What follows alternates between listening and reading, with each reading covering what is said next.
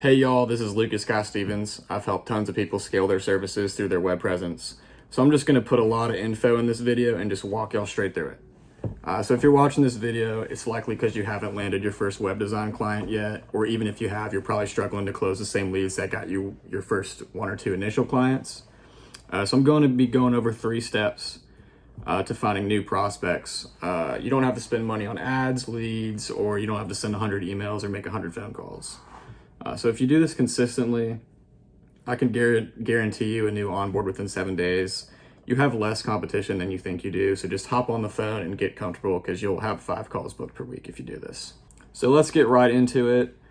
Before I break this down, I'll tell you roughly what it is. I see a lot of people using AI for leads or asking people who they know or trying to find cash businesses in the area from just a Google search. So I thought, how do I get into communities where local owners will communicate with each other?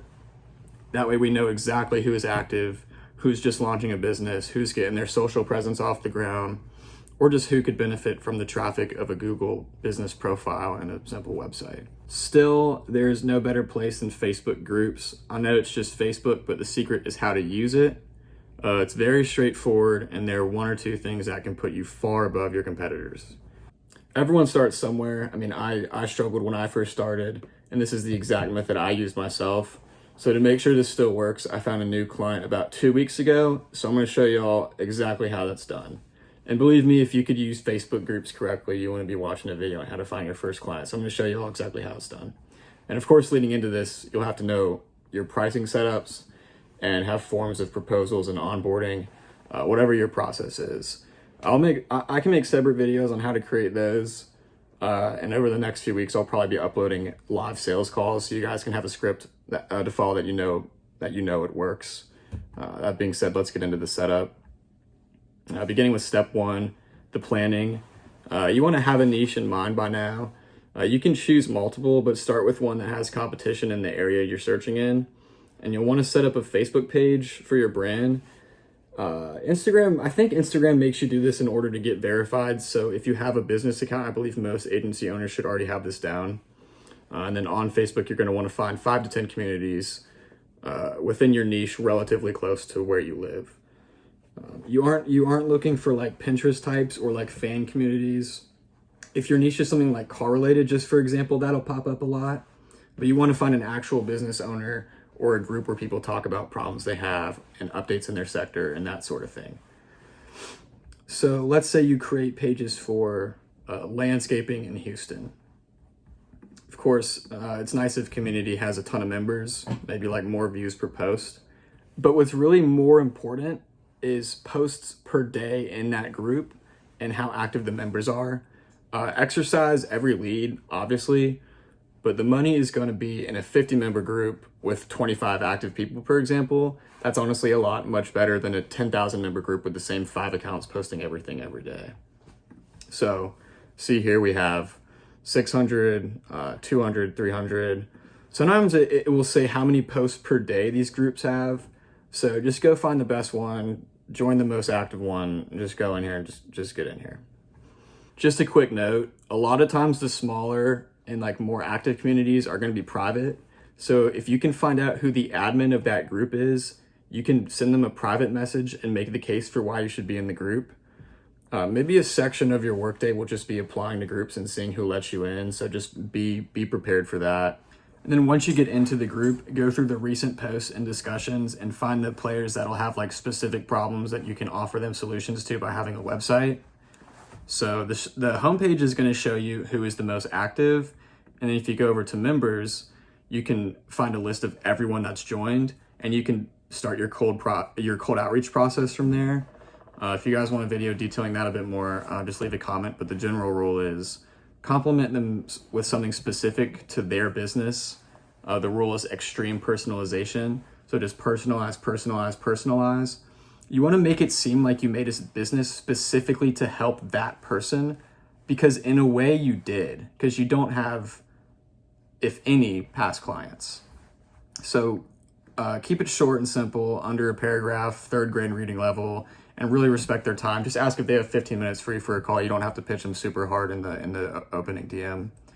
And then when you are in groups with tons of people, you can have a virtual assistant go through the list or just do it yourself.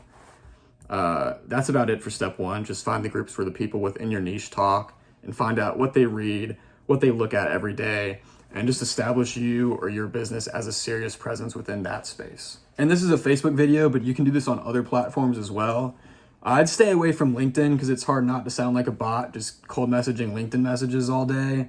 And if they do have a LinkedIn for their business, they're probably fairly tech savvy already, so they're not even good leads if you get them. So I chose Facebook because it's personal. In my opinion, it's the third best thing after showing up in person or calling someone's personal phone number. So if you really are a member of these message boards with these businesses or store owners, it shows that you aren't some type of like AI spammer that'll generate a website for anything with the LLC. It shows that you actually understand their problems as business owners and can help them produce or get something useful out of having an online presence. Now we can move into step two, which is actually creating and structuring your own posts. This graphic just shows roughly what your post is going to be structured like. Which one is best for you is going to depend on whether or not you have testimonials and a portfolio, or if you're just starting off. So for instance, if this is your first ever client you're chasing, you would use something like this. And then to use this one, you would create a simple design within the same niche that you're posting to. So if you're in this landscaping group, you would create a sample front-end design for that business, but in a different city. Yeah, just something that shows the group that you can work in their industry, but haven't worked on any of their competitors necessarily. So if you have a UI or a UX guy, this is where he would go to work. Just make the front page of a website that works. If you can get an animation in there, that'd be optimal. If you want to do that in like a video as your post or whatever, interactive is always the best option, but this is just a Facebook post, so just go with whatever the most impressive thing you can do is. And then to take an extra step, you can use this template, which is the same UI, but additionally the UI, which is the user interface for the mobile version. So you can blur the mobile view and add a services tab in this space, or you can just leave it to be the normal, whatever it would look like on mobile. That's up to you. It's up to your judgment. I think these two templates are great because if you've actually done a website for a specific niche, this post can double as a vouch. Or if you're eager to prove yourself or show off what your design team can do, then the people that will see it will directly relate to it because it's in their own industry. Just make sure the sample is personalized to either the other region of the country that you did it in or the other business you did it for, so that its viewers don't think you'll just reuse that website and substitute their logo in, because obviously you wouldn't. So you want to use this to showcase either legit testimonials or your team skills or your own, whatever you're good at. And again, if you're a first timer, it doesn't have to be a real vouch. It just has to be an example of what you can do, of what you can offer them. And then this top right template is the one I would recommend if you've reformed an existing website before, like if you've gone to a business that has an old website. This one I find really effective because you aren't just showing off what you're able to do, you're also showing them potentially like how lousy their website is. And that's kind of funny if you can double it. So to make it like subtle, you want to make it subtle because a lot of local business owners haven't updated their online presence since like at least before 2020. So the worse that the website looks on in the before section, then the closer it'll like hit home for them. So you can be like kind of comical with that. You can make it like a really bad website. And you don't have to put a big red arrow in and say this website sucks. You just have to show a website that sucks. That's all there is to it. So here you have to also hope that it connects with an audience and that they're willing to do some self-reflection and then put your website up next to it. So you can use this space to show what the designer can do, not just with updated imagery, because you don't want to be hyper modern, but you really want to show the functionality and how it could assist their business. So for instance, on the before photo, if there's no like book a call button, you can plug that into the second photo and point out the technicality use case for it. You can show them why a new website actually matters. And it's important to emphasize this point because a lot of older businesses won't want a kid just like churning out AI slop and making their website look like cookie cutter. You really want to distinguish your ad by showing how your website makes their business more money, because that's what it's about. Like, that's why they would buy something from you, obviously. And then similar to the past layout, you have just alternative dimensions right here. And then now looking at the boxes, you'll notice it's just one text box. That's because, and this is very important, when you're advertising on Facebook this way, you got to be very covert about it. And that's the real secret to this video. That's why it's not popular to advertise on Facebook in any way outside of Meta paid ads, because there's so many rules per Facebook group. For instance, like 99% of the groups you'll be in are going to have some kind of rule that bans promotion of any sort. So I don't even have a box with contact information here, because that's too close to solicitation. You notice it's just a name. So think of this not as sales copy. It's not advertisement and copy. It's a watermark. So you don't want to be overtly selling anything. You just want to watermark your work. That's it. And then that leads me to my next suggestion, which is the key of this covert sales strategy: the way you advertise yourself. And so if I were to post one of these templates, here's the message I would cover with right here. Hey y'all, I recently designed a website for whatever group you're in, and I would love some feedback. Sorry if that's not allowed.